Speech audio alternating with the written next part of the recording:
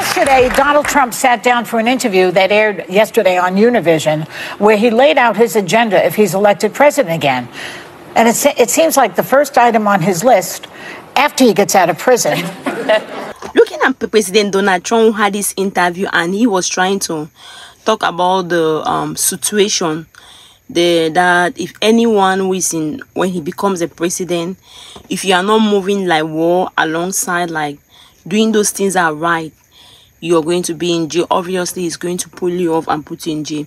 But according to the women in the view, they have their own perspective, how they look at things.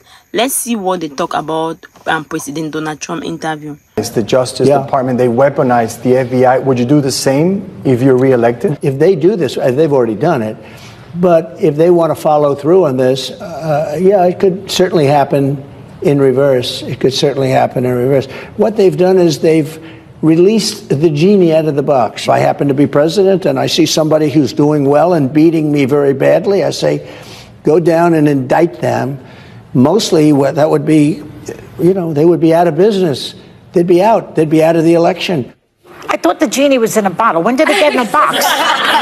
He's losing it. He's losing. So are voters still going to respond to his constant whining about being a victim? I don't know, but if he's doing, if he's weaponizing government against his opponents, boy, are we in trouble. Well, it's like Nixon's enemies list. You know, in those days, he had a whole list of people that he was going to go after, and then of course, doesn't it feel like history repeating itself? I mean, I just read a book about how history is cyclical, and you know, every century or so, or every couple decades, this type of thing keeps on happening. It feels like McCarthyism. It feels like J. Edgar Hoover's list. Anti-Semitism is back. Anti-Semitism is on the rise. Islamophobia is on the rise. It's like, I don't think, though, that the ladies in the views, they look at it like President Donald Trump is weaponizing his voters. Like he's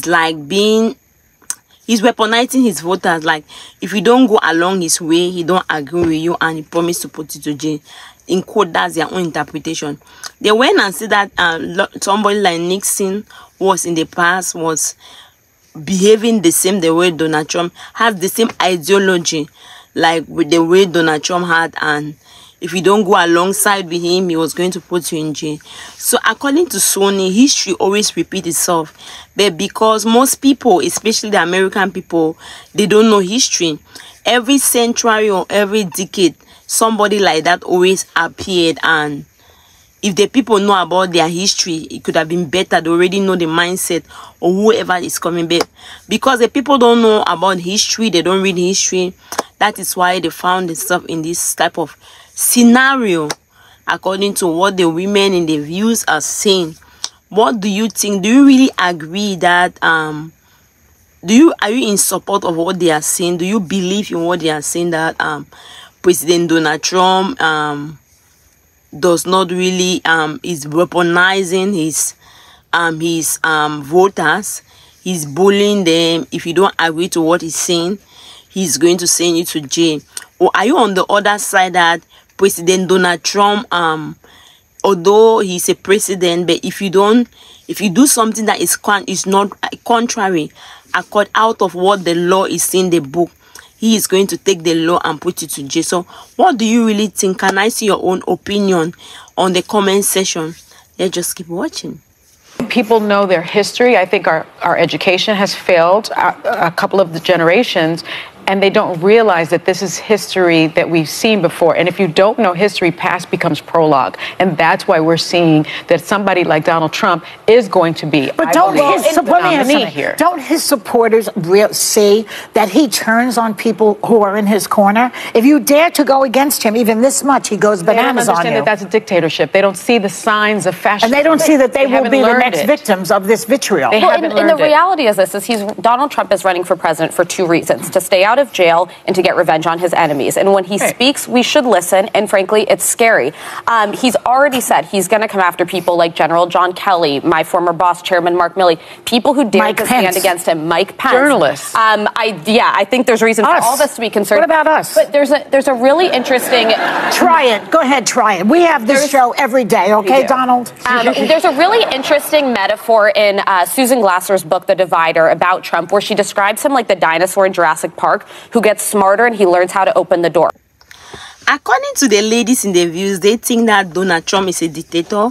According to them, then according to Farah, she said that Donald Trump only wants to become a president because he wants to revenge to the people that he has wronged, and he wants to put people in jail.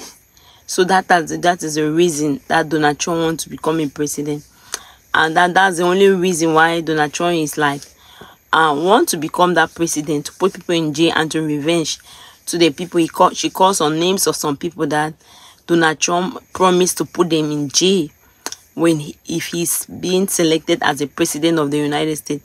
So to them, they don't see that funny. They don't even want him to win that election. Let's just keep watching here with this. A second term, Donald Trump knows how to weaponize government. He didn't get a lot of things his first term. He also isn't motivated by the fear of, I have to run for re-election. It will be scarier than the first time.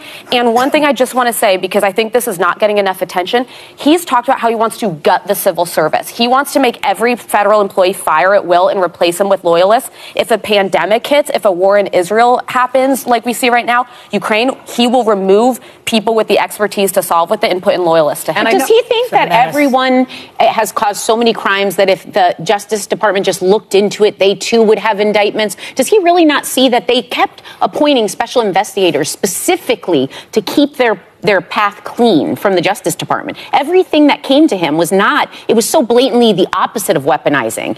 He was guilty. He has stuff that he's already...